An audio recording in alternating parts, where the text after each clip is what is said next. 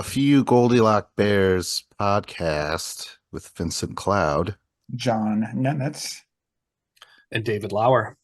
And this is a show where we talk about things that we love, things that fill us with hate, things that we're indifferent about, ambivalent, things we're on the fence about. But before we do any of that stuff, we talk about old topics, and it's a segment we call the Deja Fuse. Someone go. I'll go. John was talking about MagSafe chargers. Like the one on my Apple MacBook Air. It has a little magnetic charger. Like you plunk it on there and it just stays on there via a magnet. So I work in X-ray and I had a patient who came in and she hurt her foot. And I was like, "How'd you hurt your foot?" And she's like, "Well, my laptop was on the coffee table and my dog ran by and it hit the cord and my laptop fell off and hit my foot. And I think I broke my foot." And I was Wow. like, if it was a MagSafe one and there was a magnet there, it wouldn't have fell on your foot because the cord would have just like detached and it would have been no problem. And dogs and kids, huh? Yep. That's why you need them. And she's like, sorry, we don't all listen to the same podcast, sir. Yeah, Should well, I have started pitching the podcast at that moment? absolutely. Be like, here's my card. All right, that Maybe is the some business prescription. cards. Yeah. Make some business cards with the podcast on it, and then I'll just start like tossing them around town. That's awesome. Meanwhile, I just had my laptop sitting on my lap all day, and the cord fell out 3 times, and it was annoying. Oh man. Oh, I thought I took out the cord and I was getting up to leave, but then it finally snapped off and like hit my water bottle and stuff. But it could have like done some serious damage. So that's why I'm like, MagSafe. But you have to buy specific, like you have to have a laptop that specifically can be. I think so, yeah. I don't know if Okay. they make like aftermarket adapters or anything like that. They Okay. might actually, but I don't know. It's a You good know what I have idea. done is these old corded headphones here. I've like a lot of times I'll have them just like hooked up to this Bluetooth dongle and have it in my pocket so I can just walk away. But sometimes this thing dies and I have it hooked up directly to my computer and then I walk away and it's like I have that with my Xbox controller because it's wireless, but every once in a while you got to charge it. So I plug in the USB charger to it, and then I'm like talking on the headset to my buddy Jonathan or Luke, and I'm like gonna go to the kitchen and get some water, and then all of a sudden I'm just like, oh, the cord, and I'm like, shit, I almost pulled the whole system out of the entertainment center. Yeah. Oh my God. Yeah. Aftermarket magnets. I like it. Should we get the show started? I believe we John shall. has Dare I start honors. with my mystery topic? Oh my gosh. Oh, Do, do, do, this do. is perfect for Halloween week. Trick or Oh. treat. Um, I hate daylight saving time. It we're right, in a Goldie look behind the curtain. We're right in that time of the year where it's changed for Europe, but it hasn't changed in America yet. So now, like, it's confusing if you want to schedule a call with someone in the UK or something that you get used to this normal offset and now everything's shifted around and like depending on who created the meeting, it's either like an hour later for them or an hour earlier for you or the other way around. I can't remember which, but just super confusing. Why can't we just keep our clocks the same all year? I don't care if we keep it in summertime or if we keep it in wintertime. I just don't want to change my clock. Also, like I've been at a hotel on daylight saving time before where you spring ahead. And like I had to pay full price for that room, but I had to leave an hour early. Oh my They should take at least a 13th off that price. Yeah, exactly. Well, what's the when does this happen? Like a Goldie look behind the scenes. This is October 29th right now on a Tuesday. This won't Yeah, air it's for another 3 weeks, I think. it's got to be a week or two. It's coming. I'm not sure exactly when. Mm. Yeah. Oh my gosh, November yeah. 3rd. So this Oh wow. So this this Sunday weekend. morning Oh my gosh. I at remember I 2 had to a.m. go to work, unfortunately, and when this happened, so you end up working extra hours. Yeah. Like Yeah, if you have a night shift. yeah, I went from 12 hours to 13 hours. Sucked. Oh You my should get God. paid an extra Yeah. 13th for that. Oh my gosh. Yeah. Yeah, I've had to work multiple, like the last 2 years I've worked overnights and it sucks. Cause like I'm not even aware that it's gonna be daylight savings time. And then all of a sudden it's like, oh yeah, don't forget to change the clocks. And then I'm like, wait, is it fall back, spring forward? And then I'm like, wait, I have to be here an extra hour. And like I wasn't prepared for it. Why is it done? Is this the one where they're like, oh, it's because of the farmers or something? That's what they say, but actual farmers always say it's like super inconvenient. Oh, Like, Yeah. I remember my dad's cousin was a dairy farmer, and he was very strict about like, I want to milk the cows at the same time every single day, and he was like to the minute or like to the 5 minutes or like very precise.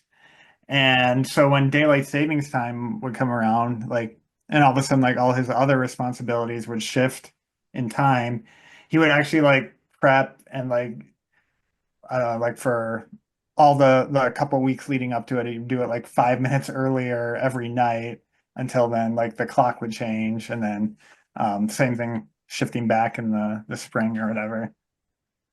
So like I don't think it was for him that they changed the clocks. Yeah, my sister and her husband, John, they're farmers, dairy farmers, and they said the exact same thing where like they hate it because the cows hate it. Like they expect to be fed at a certain time, milked at a certain time, and if you just switch it up an hour, like they notice and they don't like it. So it's like all of a sudden daylight savings time would happen, and then suddenly he finds something else he does for an hour and he waits to go on their time. Then he starts milking them at their time, not the regular time that it is. man. Oh, I had to work, I got to work with a client. I work with special needs people, and this guy had severe OCD and just like little small hiccups or something's delayed throws him off so badly, like he'll just start yelling and stuff. So yeah, daylight savings times for that guy was horrible. It sucks. And like I thought like it passed through one of the chambers of Congress to abolish it like last year or the year before, and then Whoa. like it just nothing happened. And like I was very hopeful, and then Maybe they were like, we have an hour to sign this, and it went back. They're like, oh fuck. I remember in college I just like refused to participate, but it only hurt me to do that. But like because I had like 8 o'clock class. I'm like, Uh, well, wait, now I have 9 o'clock class. I get to sleep in an extra hour. But then, like, yeah, whenever like someone said, let's do something at whatever time, I had to be like, oh, wait, subtract an hour. Like, it wasn't, it didn't work, but it did feel like a nice protest at the time. um, Segway challenge. One more thing. Oh my You were gosh. talking about Europe. I thought daylight savings was only an American thing. Do they have it in Europe too? Yeah, definitely. Oh man. And do they have What? running water? No, I'm just kidding. No, no, Dave, I was kind of surprised too because we're, God, that's so weird. I don't, yeah. What about other countries though, John? Do you know? Um, You're a man of the world. at least English speaking countries and Europe, like the continent, yeah. Because I know the Australians have it and um the Brits and the Germans, and that was always an issue. You know who doesn't have it? Arizona. So they're in Pacific time half the year and Mountain time the other half of the year. Whoa. Yeah. That's awesome. Good for them. Yeah, I agree. Wow, that's break. I can't handle it. I don't even understand that. What do you mean? Yeah, luckily they're, on the border of the time zone, so they can easily just choose to not change their clocks. My sister used to live close to the basically where Nevada, California, and Arizona come together. And she lived close enough that sometimes she'd pick up like a California um, cell tower and her clock would change to the wrong time zone. What a fun house of time. It's so weird. Well, it's 4 o'clock in the bedroom, but 3 o'clock in the living room. Oh man. All right. Segway challenge. Yeah. Let's spring ahead to our next topic. Yes. Uh I'll go. I'll go next. Let's see here. I I love limousines. You know what? It's hard to be mad at a limousine. You know, it's always like a special occasion. Um, you know, yeah, like I was gonna say that I love them because of all the good times. But yeah, I can't think of a bad time. I can't think of ever like maybe if you're like a millionaire and you're driven in a limousine all the time, but you don't give a fuck because you're like a businessman, you're like, oh God damn it, Shotsworth, take the next exit, you know? And you're just doing paperwork and like, Yeah, yeah. yeah. But like, yeah, name a time. I bet you guys can't, can you? Bad time in a limousine. Go ahead. I can barely think of a time in a limousine. Like, You drunk. I Yeah. Not even for would, like, aren't you like doing business deals all the time, Sean? yeah, well, certainly, but we do those on the private plane, not on Oh, yes. the on It's got the the private ground. jet on the runway. Yeah. No time for limousines. I don't know. People always like bring it up, like, with all of us going wherever, it's actually the same price to get like a limo that it would be to do taxis or whatever, but then we never do it.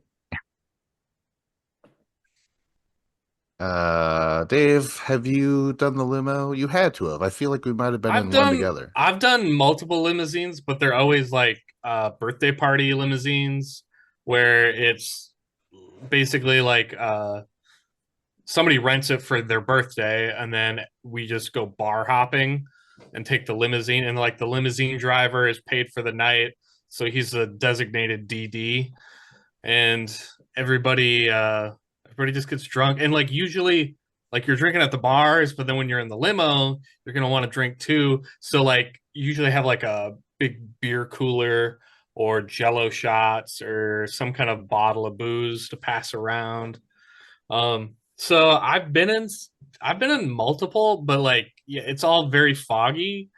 Like, and I do remember like you ran like we would run into people along like the bar stops, and then you'd be like, "Hey, get in the limo. We got room for more." And then all of a sudden, like the limo started off with like 8 or 10 people in it, and pretty soon there's like 15 people in there, but it really only seats like 10 or 11, and people are sitting on each other's laps. It's like, okay, next stop we got to leave some people behind.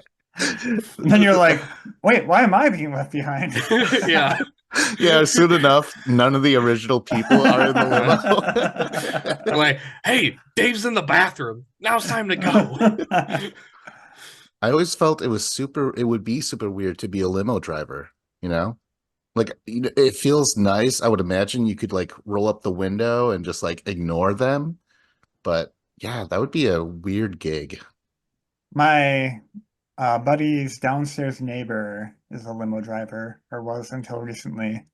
I'm trying to remember the only famous person I can remember him driving around was Lizzo. Whoa. Wait, I barely know. She played the flute, right? Controversy, something like that. If you That's say all so. that's all I know Lizzo for, because they were like this artist got in trouble for playing like this ancient flute or something. Oh, really? Yeah, yeah. Ancient flutes were meant to be played. Everybody knows that. That's why they made it. Um, yeah. Oh, I wonder if limo drivers have to clean up the mess, you know? Oh, if the driver does? Yeah, I mean, Yeah. I could imagine if you, I'm sure there's like limo businesses where you have a fleet of limos and then you pay people to clean them. But I could imagine someone being like a independent limo driver and having to deal with all that shit themselves. That would suck. Oh man, I was so close to buying my own limo.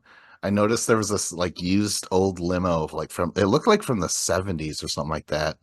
And I'm like, oh man, if I could buy that, that would be so sweet. Because that was like right when I started to like party and stuff like that. And I'm like, oh man, I could get a bunch of people in it. And then I'm like, I'd have to drive and it would suck. I'm not gonna drive. There's no way. Yeah, Yeah. defeats the purpose.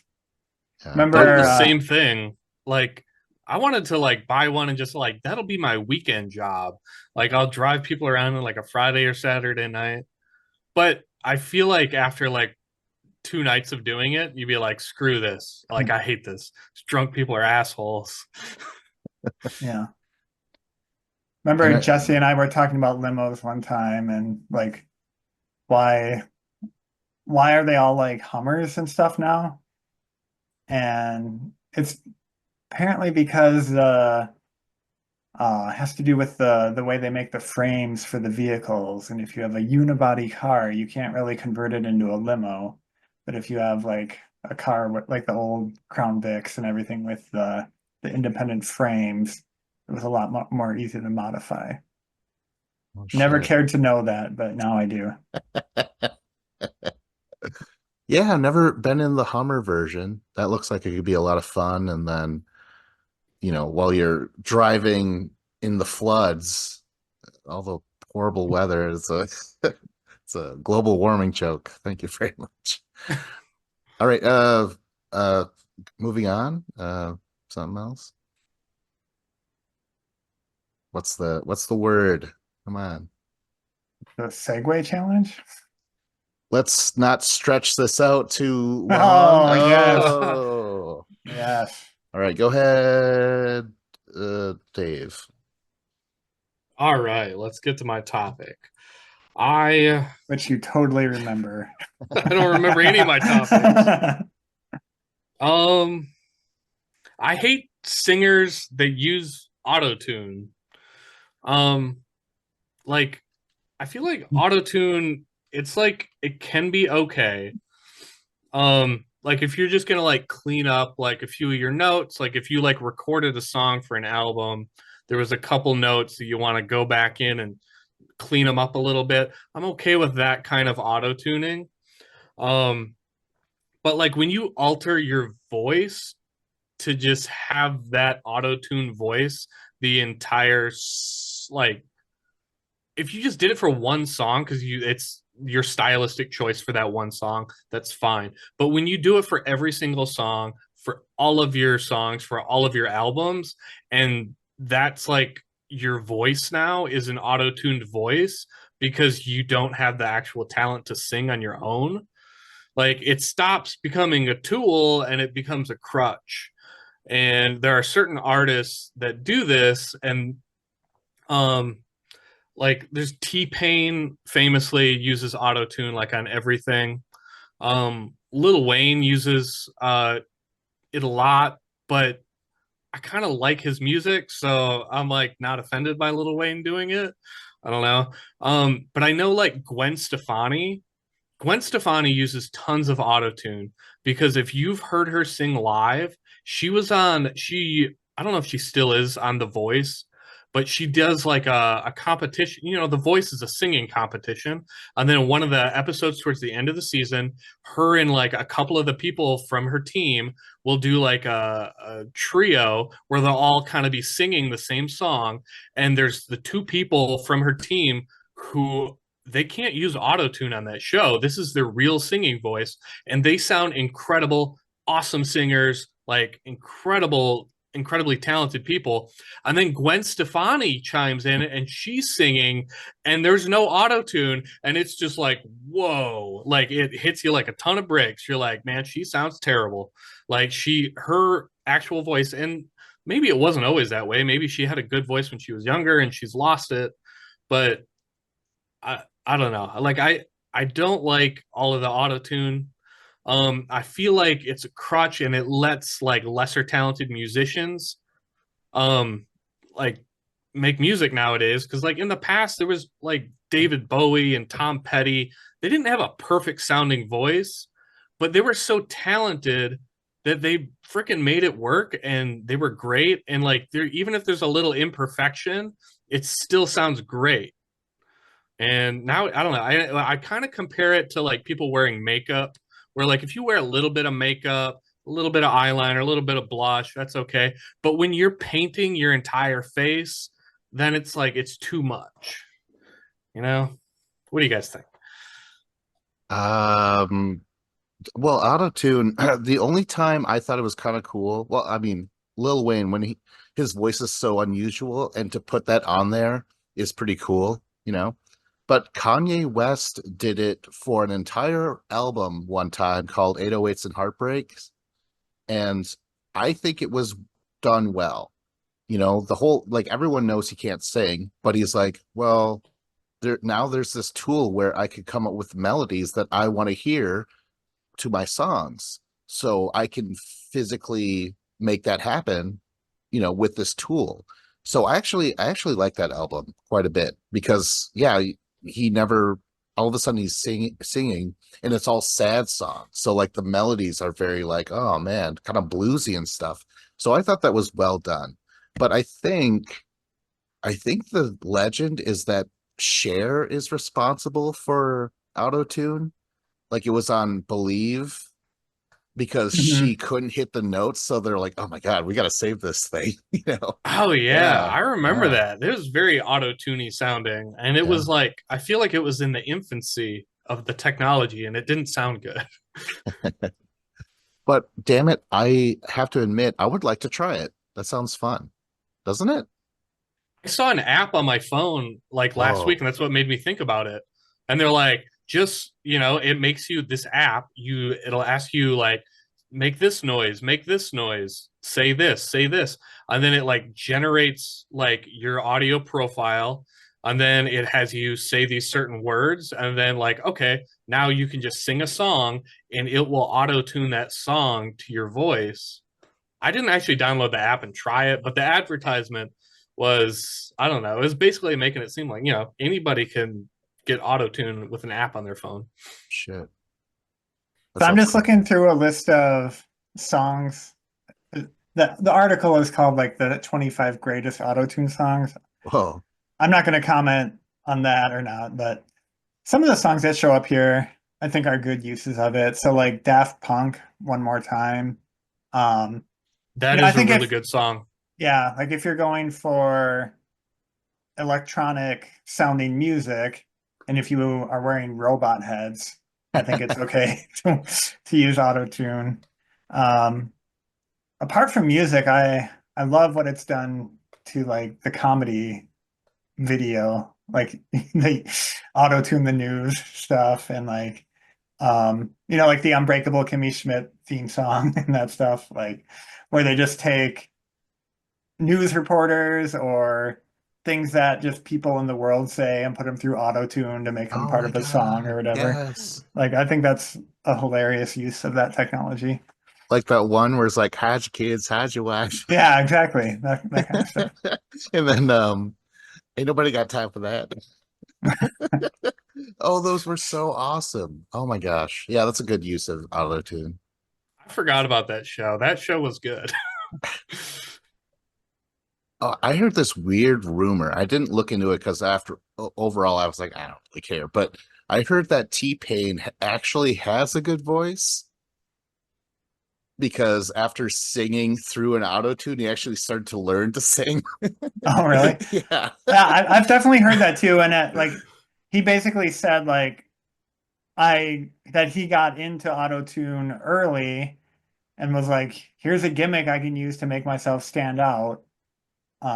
So he just ran with it. It worked I for know sure. Will I Am. I guess he said in an interview, Will I Am, like for his albums, he used like all auto tune. And he basically said he's like, yeah, I can't really sing like at all. And if I just he's like he produces a lot of the music and he's like, I just auto tune my voice because it's cheaper than me actually just hiring someone to sing. I'll just auto tune myself and then I can make an album and not have to pay someone to sing on it. And I was like, okay, I mean, I guess I get like the money saving thing, but like maybe you should just be a producer behind the scenes and hire someone who has talent. And then, I don't know, just work with the gifts that you got. I don't know. Um, didn't Kid Rock use auto tune with his Cheryl Crow song? Remember that one? Or maybe it wasn't with Sheryl Crow, but I remember he Probably. sang in one of his songs. Yeah. That is like a top 5 or top 10 least favorite songs of mine. It's so annoying to me. I don't know why. I just hate it. I've been sitting here. uh, All right, here's a question. Do you think, um, given enough effort and practice, anyone could become a good singer? yeah. No. Oh. Do you think, given enough effort and practice, anyone could become good on the guitar? Good. What? I mean, Johnny Depp's plays, he's in a band and he plays guitar, but some people are like, it's kind of mid. Is that good? Is that good enough? I think you could become good. I don't think you'd become great. But yeah, I think if you put in enough time and effort Like, I in just the feel like guitar, I don't know. I kind of think singing is a thing that you just might not ever be good at, I but agree. I guitar think is something that if you put enough effort in, you can become at least good enough. So, like, is this a way for just people who weren't born with the gift to be able to make the music that they want to make? Oh, yeah. Yeah, I because there's agree. plenty of people. We should Good. just get them all guitars. They should be guitar players. Yeah, And leave the naturally talented, leave the singing to them. Yeah, not everybody can be John Mayer and play the guitar and sing. oh my gosh. Yeah. But Not everyone can. the trade-off is this ugly um singing face. You ever see him sing? Where it's like contorted and shit. That's like the one thing negative about that guy. Like I actually kind of find him annoying because he's clever. He dated a lot of hot celebs back in his day. He's talented musically. Yeah. I was always like, oh, that John Mayer. Yeah, I hear nowadays he was just on like a Zach Bryan album that he came out with. Um, and he basically like he just does like guest spots on people's albums. He's just like he'll like his people, his agency or whatever will just call up like other famous artists and he'd be like, "Hey, John really likes your music. He'd like to do a song, on your next album." Just and they'll put out the feelers like that, and then the next time they're in the studio and be like, and then they'll just John Mayer will come over for a day and they'll kind of just hang out, smoke a bunch of weed, figure out like a song that they want to write, and they'll kind of write a song and they'll just hang out with John Mayer for the week and write a song. And then I mean, he's got like the coolest job ever. Yeah, that is pretty sweet. Okay, are we done with auto tune? Segue challenge. I was prepared, I would have said, let's move on to the next topic through an auto tune filter. But Oh, that would have been that good. would have been so cool. Can anyone mimic the auto tune? No. No. I can do a Stephen Hawking impression, but I'm not sure that that counts. All right. John, go ahead. I love Twin Peaks, including the first two seasons of the television show, the movie Fire Walk with Me, and then the Return. Um, I had seen the first couple seasons and the movie like years ago, probably watched them when I was in college and forgot most of it. And then when the Return came out, I didn't get into it right away, but more recently I rewatched both of the seasons, the movie and the new season. And I'll be honest, I don't understand the majority of things that were happening in it, but it's just something like just about the vibe of the show and like just watching everything happen and just being in that world. I was actually really sad for it to be over, as bizarre as a lot of it was. And um like particularly the in the Return, it it gets very abstract and um like David Lynchian, like there a lot of the imagery and stuff in it is like really reminiscent of stuff that would have been like an Eraserhead, like his first ever movie. So it's just like being on streaming or whatever platform it was on. It was like, oh wow, like you actually have the freedom to like just do like the craziest stuff that you wanted to do that you couldn't have maybe done when the show was on network TV. Although I do like the network TV stuff as well because it was more restrained and has more of a narrative structure to it and stuff. So I like them both for different reasons. Have either of you watched any of that stuff? I watched the first episode today. Oh, nice. What about you, Dave? I have not seen anything, but it's always been something that I've been very interested in seeing. Do you like David Lynch? I mean, I don't think I do, but I gave this a shot. Oh, Did like you he? don't like any of this stuff? Uh oh, uh Mulholland Drive. That was so weird, and I'll probably never see it again. You know, it was so weird that it was popular. It was nominated for Best Picture and Director and Actress, I think. And I'm like, what? Like, am I seeing something different on screen? You know? Oh my gosh. And that thing that old woman that they see behind the dumpster will forever be in my mind. Like I hated that. So I was really trepidatious, I want to say, Oh man. to watch this show because I'm like, I don't want to see another crazy thing and have it stuck in my mind some more, you know? But I Oh man, played he's great it. at doing crazy things that get stuck in your mind. I played the first episode and was so engrossed by it. Like the music. Oh my God, the music is Oh, I love the so music. Yeah. good. Yeah. Um, and of course the direction's good. That the dialogue and the characters are so weird. Like immediately it went from like super sad to like really goofy and Yeah, bizarre. it's very a lot of like tonal shifts, but like in a good way, I think. Yeah. Yeah, man. And that first episode was like an hour and a half. Are all episodes about that length? No, most of them are like about 50 minutes. Okay. But there's actually like so the pilot, there's a movie version of it, which is basically the pilot, but then they add on like a resolution. Oh, And that was really? released in like Europe or something. But then um in America, then it just played out like a TV series rather than being resolved immediately. I'm actually curious to watch like that first movie sometime to see how it ends. But I love Kyle MacLachlan's character in it. Like, um, he's like this ostensibly very good detective, but he just like jumps onto like, I had a dream. We need to go like try this thing to solve the case. And like the local law enforcement just like rolls with it. They're like, okay, like this guy from the FBI said so. Let's go do it. Like I love that dynamic in it.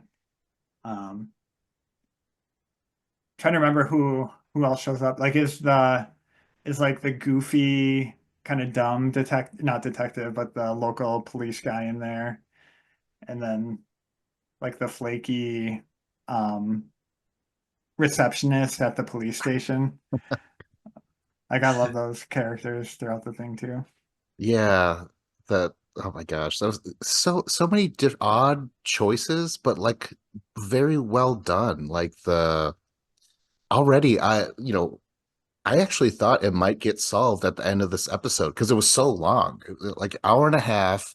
It was so well done, like a movie, and there were so many characters where I'm like, oh, this could end this episode, and then it'll be a whole nother thing every episode, maybe.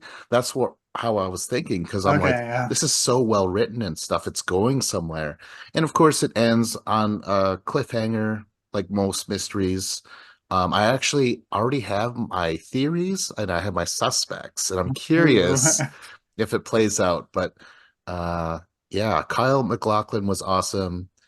I have a weird theory about his tape recorder. Like, I don't know. For some reason, I don't think he's giving that to anyone. It's just this weird thing. Like Yeah, I he's know what you mean. the first ever podcaster or something like I'm that, you know? trying to remember what is the name he keeps saying, like Diane. Diane, that's it, Yeah. yeah. And I'm like, there's no Diane, is there, Kyle? And it's so bizarre because I've only seen Kyle and McLaughlin blah, blah, blah, blah, in like two movies. He played the bad guy in The Flintstones, and he played the good Ray Manzarek in The Doors. This little supporting thing. So, Oh, uh, that's right. yeah. Yeah. I didn't know that.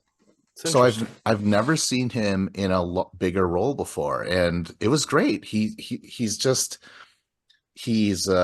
you feel like he's taking the crime lightly, but he's not. It's just the way he operates. He can get excited about something in the middle of this crime. He's like, what was that? The trees, what are they called, Sheriff? It's like, oh, these are, Yeah. I had the, That's the a most greatest cherry damn pie. good cup of coffee. But like he has moments where he zeroes in and like cuts down on the bullshit. He's like, listen, I don't know. Oh, and what does he do? He's interviewing the boyfriend, and that's a crazy actor, that boyfriend. Like this weird energy that he has. I was Yeah. like, oh, this is so odd. But when he's talking to him and interrogating him in a way, he presses what it looks like a calculator, and he just gives it to the sheriff, and it says he didn't do it, right? Yeah. Mhm. Like this guy podcasts and he texted like That's before anybody. Oh my right. gosh. Yeah. Um, I'm excited though about it. One thing that's hilarious in it is David Lynch is in it later, and he plays like I guess Kyle MacLachlan's boss at the FBI. And you know how he talks, Yeah. right? He So kind of talks like this. yeah, so his character is hearing impaired, so he has like these headphones on and this like device. Um, and that's like how they explain why he talks like that, basically, which I thought was kind of clever and fun. That's awesome. Oh my gosh. Uh so yeah, David Lynch, like I said, I was somewhat scared off by Mulholland Drive, and I didn't get far in Eraserhead. I was like, this is just too much for me.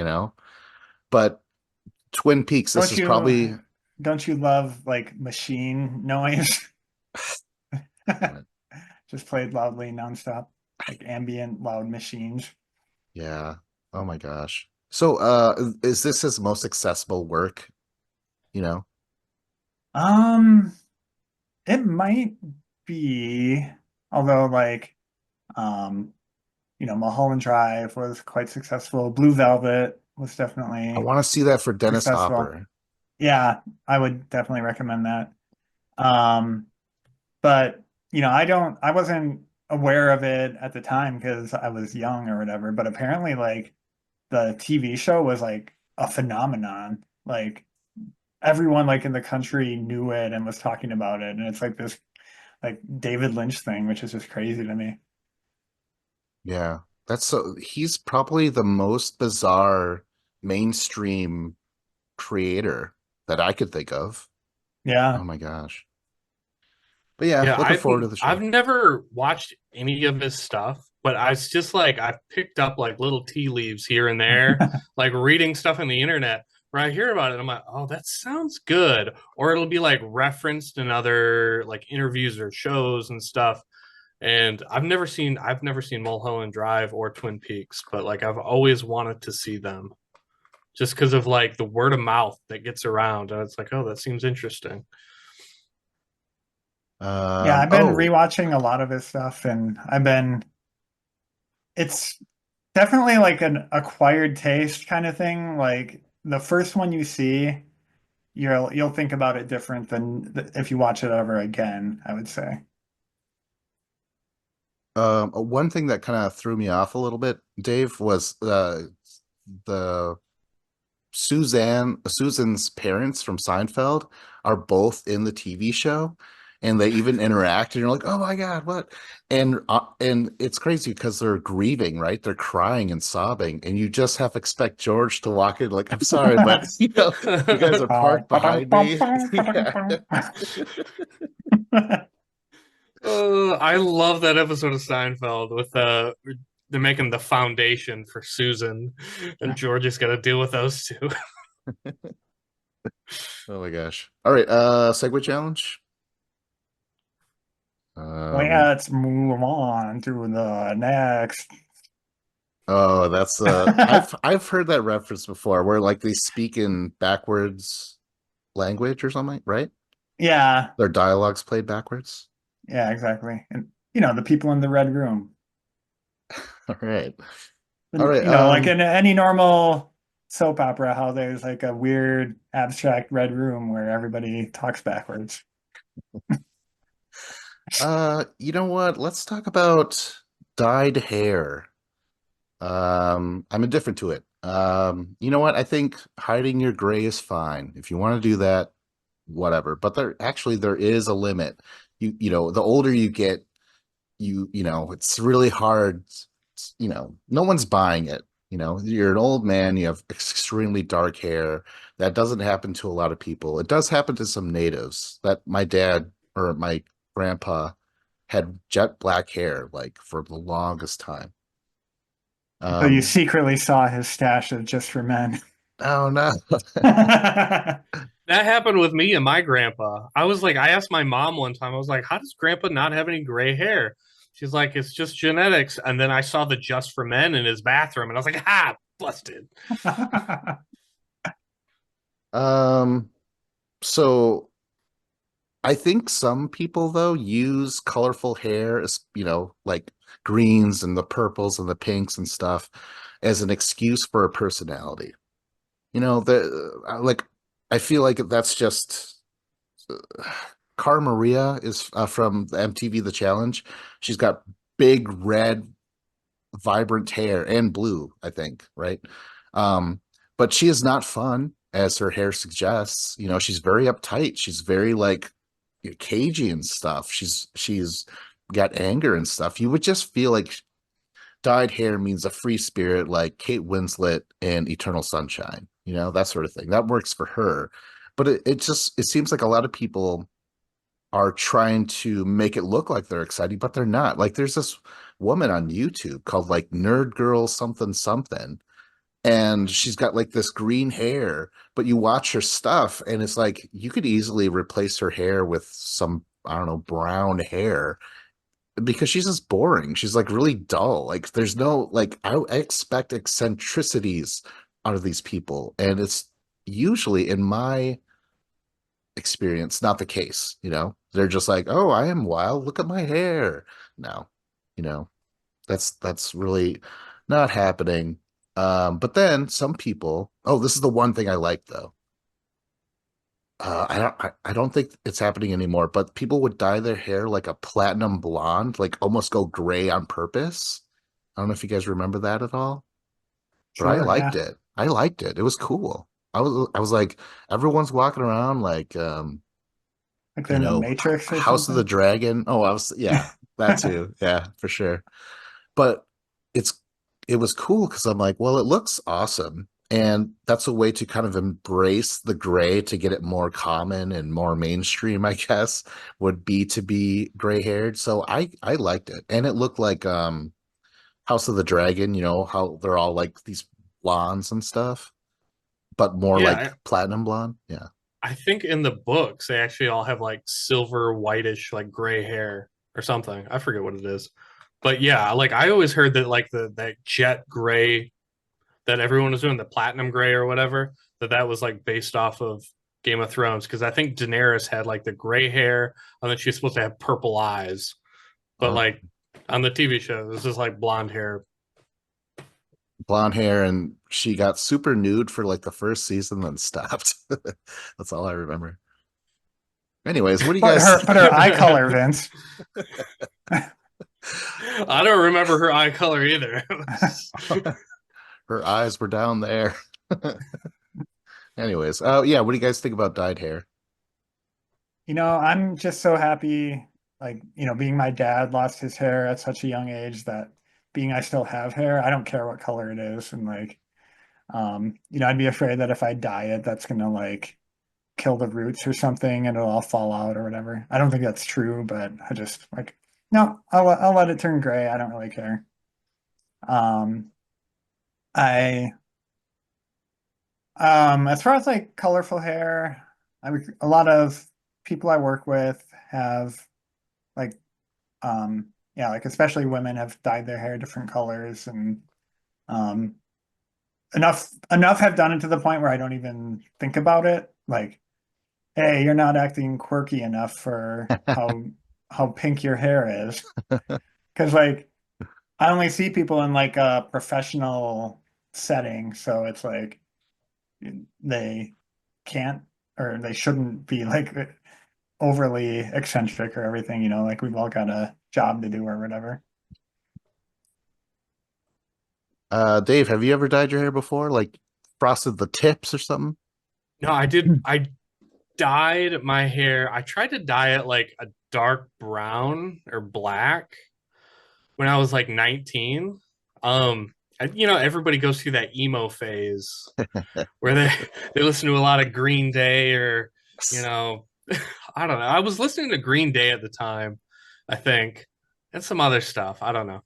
But I dyed my hair like it was supposed to be like black or dark brown, but I don't think I left it in long enough. So it was like barely even noticeable. Like it was noticeable to me, but I don't think anybody else really noticed it. Um, I did date a girl in high school who had like bright green hair. She had like blonde hair, but then like she had like the one like patch that was all like bright neon green. I think it was green. It was green or pink or something. Um, but One of those yeah, like colors. it. I mean, looking back now, I'm like, yeah, that's a red flag. I got to be careful of those ones. And yeah, she was a little crazy. But it is. I do feel like it is like some people do it. The same with like tattoos and piercings, like trying to show that they stand out and that they're different. And like I don't know, like I think when you're in high school and you're that age and somebody does it, you're like, oh wow, that's really cool and interesting because it's different than me. But like as an adult, like I don't care, like it means nothing because I know that you could have bright red hair like Cara Maria and have a nothing personality with it, or you could have a bunch of tattoos and they're all just like a bunch of characters from movies or TV shows. And like, yeah, okay, you got a bunch of cartoon characters tattooed on you. Like, I don't care. It's not super cool. So it's just like a nothing to me. But Like I'm not I like as if you're dyeing your hair because like you're getting gray hair, like I'm fine with that. I think that's cool. Um, because like there's certain actors like Ted Danson, he rocked gray, but like with Ted Danson, if you remember, like he always had brown hair. And then at some point he went on like David Letterman or Jay Leno, and all of a sudden he had gray hair. And we were all like, oh my God, that came out of nowhere. But then he just rocked the gray hair for the next 20 years. And we're like, oh yeah, Ted Danson. All right. And it was just normal. Or Steve Martin, right? Oh yeah. He's always been gray, man. I had a one of my ex-girlfriends, we were clearly like, about to break up or whatever, or we were getting there. And I remember she dyed her hair blonde. And all of a sudden I'm like, man, this is like a whole new person. Like, do we want to break this up, Because that is super weird. Sometimes they change. People change their hair because they feel more like, oh, this is the true me. Like some blondes look way better as brunettes and vice versa. That's crazy. It's kind of like rearranging the furniture in your living room. Gosh, yes. Rearrange your hair. It just feels different now.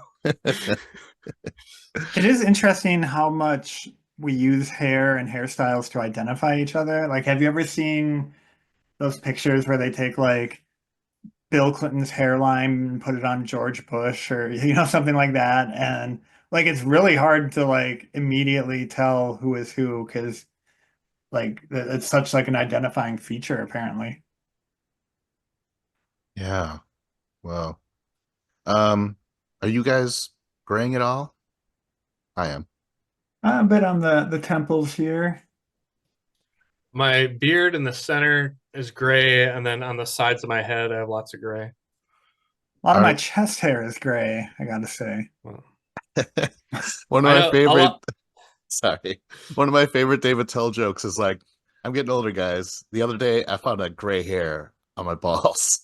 It wasn't mine, but still.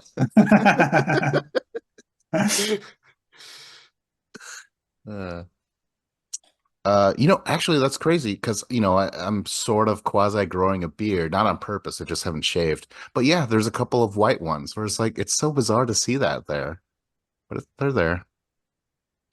All right. Segue challenge. This This, topic is graying. go ahead, Dave, to close us. Let's talk about some movies. I love James Bond films. Um, for whatever reason, I don't know, like back in the day before I ever had like streaming services, I had my DVD collection.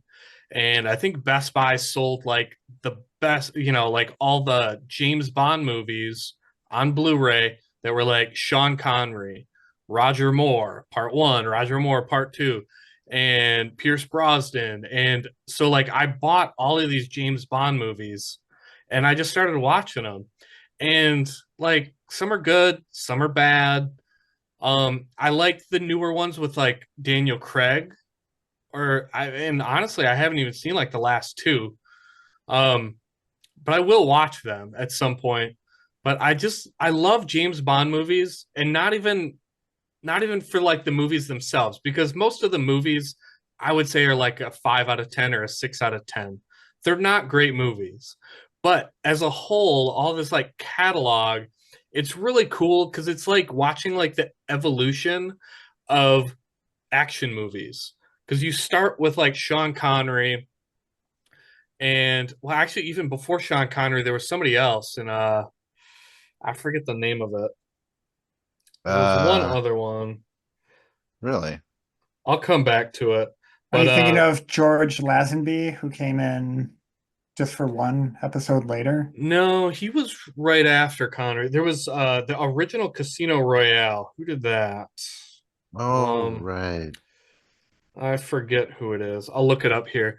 But like the James Bond movie, you can go from Connery to George Lazenby, who was like this, and they all like played James Bond a little bit differently, and that's what I like.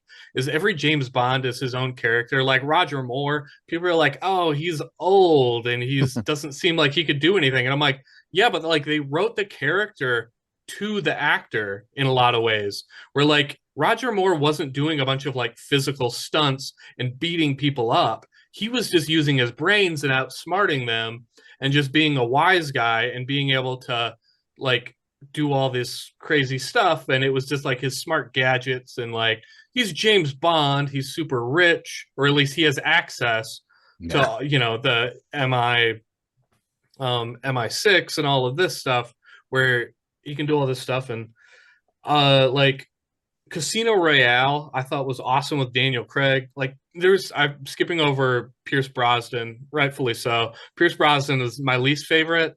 Some of his movies aren't that bad. Like, I think his first two were good, Goldeneye and Tomorrow Never Dies. But then The World Is Not Enough was bad, and Die Another Day is my all-time least favorite. And that was the one with Halle Berry. It was just a bad movie. I own that on DVD, and I can't make myself finish that movie on multiple tries. I just can't. Oh. Timothy Dalton in the 80s, he was a great James Bond. Um, but I love the James Bond movies just because of like the evolution of movies, the action movies, and like the way technology, because they all take place in current time. So like you had like weird gadgets they would use in the 60s and 70s, but then like nowadays in the newer movies, you have even more weird gadgets because you have cell phones, you have all this new technology, and anytime there's like robots or AI, like they incorporate that stuff into James Bond movies.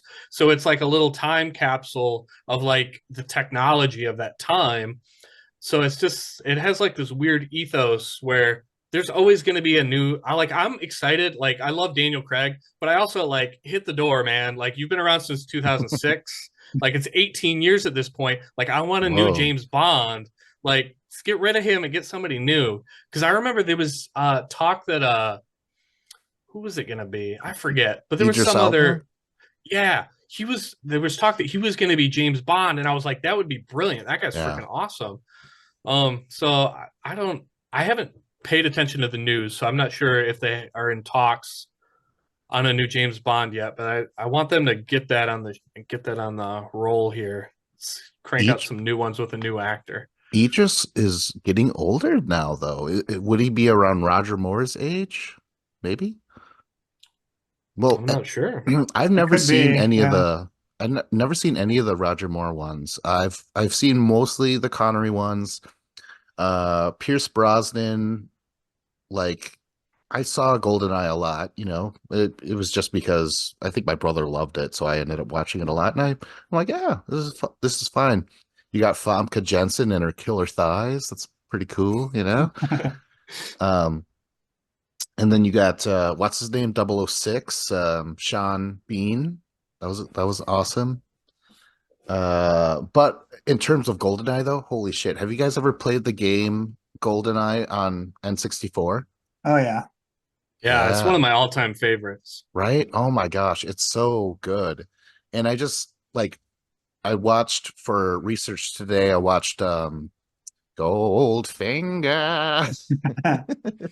I love Goldfinger. I love the bot or the bad guy, the boss. But all those like ricochet guns and stuff like that, you're like, oh man, God, they put that in the game and stuff like that. Yeah, it was so good. And then Sean Connery, I don't know, to me, he seems like that's my favorite Bond. Like I said, I haven't seen all the Bonds, but I like what Sean Connery's doing. Um, and then did Q? Didn't that actor play Q for like years until just like early 2000s, and then he was replaced by like John Cleese or something? Oh really? I don't know. Yeah, yeah, that was I crazy. think I think so because that's like even like she would play in like multiple like even if they changed James Bond, she was still around playing that role. Is there always a Money Penny? Is she in all the movies? Like she's always the secretary, right? Yeah, but there's different actresses a lot, and like in the older ones, like Moneypenny, like Sean Connery was like flirting with her and stuff like that. And there's like a totally different relationship compared to like in the newer movies, there's nothing like that. It's like Um, she's an older lady, and it's I don't know, it's really weird. Watching some of the older ones, you're like, oh, that's Moneypenny? And it's like, oh, he's offering her a cigarette. I'm like, oh, this is kind of weird. oh my gosh. The Though only those go ahead. oh, go ahead. I was No, just you gonna say go. the opening sequences are always fun. Although sometimes I'm like, oh, is this is this bad now? Because it's, objectifying women, you could say, but it's always done in a particular it's always done interesting to me, where it's like, yeah, it's sensuality, it's sexuality. I think it's fine, but then you always have the songs. I really like Paul McCartney's Live and Let Die. That's like awesome. That could have been on a Beatles album, baby. Yeah, Yeah. such a great song. Yeah, I've I love only those seen a openings. couple of the movies, mostly Connery. I think the first one I ever saw was uh Pierce Brosnan's Never Tomorrow Never Dies. Ah. And I didn't even really like know what James Bond was when I went and saw that movie. Um but Dave, I gotta say, you kind of convinced me just from like watching them progress over time. Like that actually sounds really cool to go through them. There was actually a really good game for the original Game Boy, like a James Bond game.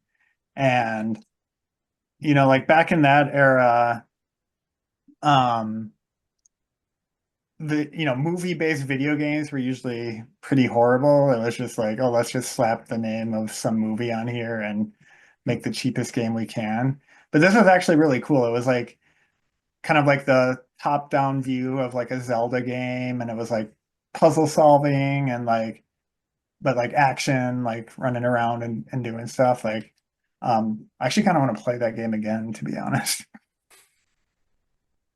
Something weird about the Daniel Craig thing, though, is it was made public, or he was quoted as saying something where Daniel Craig was like, "I'd rather rip my eyes out and stomp on them and do all the shit than to ever play that character again. He's horrible." But then he did it like three more times or something. So I don't know. I haven't seen any of the Craig ones. I've seen bits and pieces, but I haven't watched any of them whole. Like Casino Royale, like the first Daniel Craig one was the best, I think. And then I would say Skyfall was pretty cool. Quantum of Solace was it started off really good, like the first half, and then I feel like the second half wasn't as strong.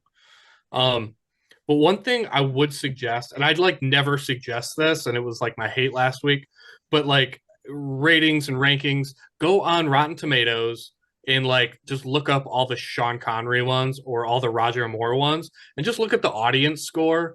And if the audience score is pretty good, look at the ones, then it kind of tells you which James Bond movies to see because there's so many reviews.